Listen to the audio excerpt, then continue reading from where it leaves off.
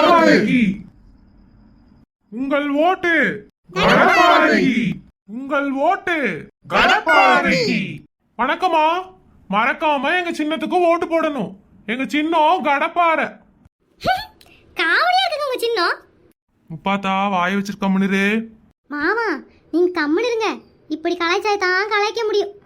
மறக்காம ஓட்டு போட்டுங்க மணி. எங்களுக்கு ஓட்டு போட்டு ஜெயிக்க வச்சீங்கன்னா உங்களுக்கு எல்லாமே கிடைக்கும். எல்லாமே கிடைக்குமா? பரவாயில்லையே. அப்போ எனக்கு ஒரு 200 பவுன் நகை கொடுத்துருங்க. ஒரு 2 லட்சம் ரூபா அக்கௌண்ட்ல டெபாசிட் பண்ணிருங்க. முக்கியமா என் பசங்க பேர்ல பண்ணிருங்க. அப்புறம் வீட்டுல பீரோல வைக்க ஒரு 50,000 போதும். என் புருஷனுக்கு மாசம் 2 லட்சம் ரூபா சம்பளம் வர வரையும் ஒரு நல்ல வேலையை வாங்கி கொடுத்து போடுங்க. அவ்வளவுதாங்க, வேற எனக்கு எதுவுமே வேணாம். ஏ முப்பாத்தா வாய வச்சுட்டு கம்முனு இருடி. ஐயோ மாமா, நான் உண்மையை தானே சொல்றேன். அவருக்கு ஓட்டு போட்டோம்னா எல்லாமே கிடைக்குங்கிறாரு. அப்புறம் வேணுங்கிறது கேட்க வேண்டாமா? சார் தப்பா நினைச்சுக்காதீங்க, அவ ஏதாவது பேசிட்டு இருப்பா. நீங்க கிளம்புங்க, நான் பாத்துக்கிறேன். ஐயோ மேடம், எல்லாமே கிடைக்கும்னா உங்களுக்கு நகை பணம் எல்லாம் வாங்கி தரோம்னு சொல்லல. கவர்மெண்ட்ல இருந்து கிடைக்கக்கூடிய எல்லா சலுகையும் உங்களுக்கு ஈஸியா கிடைக்கும், அதைத்தான் சொல்றோம். சலுகைங்களா? அப்படி என்ன கொடுக்குறீங்க எங்களுக்கு? என்ன மேடம் இப்படி சொல்றீங்க? கவர்மெண்ட் ஸ்கூல் இருக்கு, கவர்மெண்ட் காலேஜ் இருக்கு, கவர்மெண்ட் ஹாஸ்பிட்டல் இருக்கு. பெண்களுக்கு நிறைய சலுகை எல்லாம் பண்ணிட்டு இருக்கோம். அதனாலதான் மறுபடியும் எங்களுக்கு ஓட்டு போட்டீங்கன்னா எல்லா சலுகையும் உங்களுக்கு திரும்ப அப்படியே கிடைக்கும். ஓ, நீங்க சொன்னதெல்லாம் இருக்குங்க.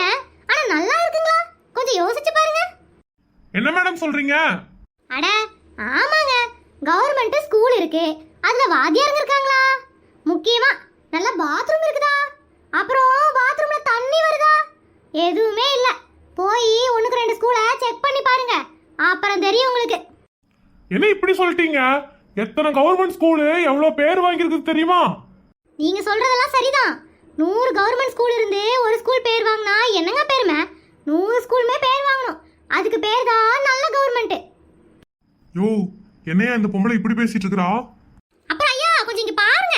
கவர்மெண்ட் ஹாஸ்பிட்டல் இருக்குங்க, நல்ல பெருசு பெருசாவே கட்டியிருக்கீங்க. ஆனா அதுக்குள்ள போனோம்னு வச்சுக்கோங்களேன், ஸ்கேன் எடுக்க போனா கரண்ட் இல்ல, மாத்திரை வாங்க போனா மாத்திரை இல்ல, இன்னைக்கு வைத்தியம் பார்க்க போனா டாக்டர் லீவு, 4 நாள் கழிச்சு வாங்கன்னு சொல்றாங்க. இப்படியெல்லாம் இருக்கு கவர்மெண்ட் ஆஸ்பத்திரி. இதெல்லாம் என்னன்னு பார்க்க மாட்டீங்களா? ஏதாவது ஒரு ஆஸ்பத்திரியில் அப்படி இருக்கும், அதுக்காக எல்லாத்தையும் நீங்க குறை சொல்லுவீங்களா? எல்லாத்தையும் குறையெல்லாம் சொல்லலைங்க. ஆனா இந்த மாதிரி நிறைய ஆஸ்பத்திரியில நடக்குது. அந்த நிறையா அப்படிங்கிற வார்த்தையை நீங்க நல்லா கவனிக்கணும். உப்பாத்தா வாய வச்சுட்டு கம்மனு இருடி. வீட்டுக்கு கும்பலா வந்து பொழக்க போறானுங்க உன்னைய. நீங்க சும்மா இருங்க மாமா, இவங்களெல்லாம் 4 வார்த்தை இப்படிதான் நறுக்குன்னு கேட்கணுமாக்கும். வழிய விடுங்க, நாங்க கிளம்புறோம். அட நில்லுங்க, இப்பதான் நான் ஆரம்பிச்சிருக்கனே, அதுக்குள்ள கிளம்புனீங்கன்னா எப்படி? இன்னும் கேட்டுட்டு போங்க. நீ பேசுறதுல நான் எதுக்குமா கேட்கணும்? நான் கிளம்புறேன். என்னது? நான் எதுக்கு கேட்கணுமா? நீங்க தான் கேட்கணும். என்கிட்ட ஓட்டு கேட்டுட்டு வரீங்கல்ல, இப்ப மட்டும்தான் உங்களுக்கு நான் கண்ணுக்கு தெரிவேன். அப்புறம் ஓட்டு போட்டு முடிச்சதுக்கு அப்புறம் எனக்கு டாடா காமிச்சிட்டு போயிட்டே இருப்பீங்க.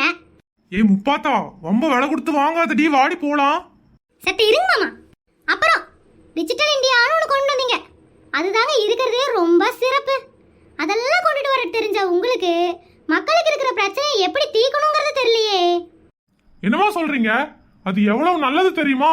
எத்தனை பேருக்கு பயனுள்ளதா இருந்துச்சு தெரியுமா? ஆமா ஆமா, நிறைய பணக்காரங்களுக்கு பயனுள்ளதா தான் இருந்துச்சு.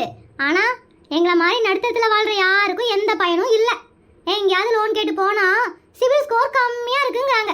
அது என்னங்க சிபில் ஸ்கோரு? அதெல்லாம் பேங்கோட நாம்ஸ்மா. இங்க பாருங்க தலைவரே, எல்லாமே மக்களுக்காக தான். மக்களுக்காக நீங்களா இல்ல உங்களுக்காக மக்களா?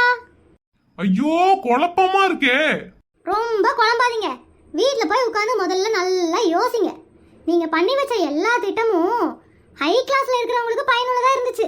லோ கிளாஸ்ல இருக்கிறவங்க எல்லாத்துக்கும் பெரிய கஷ்டங்க. சரி, அதெல்லாம் கூட பரவாயில்ல.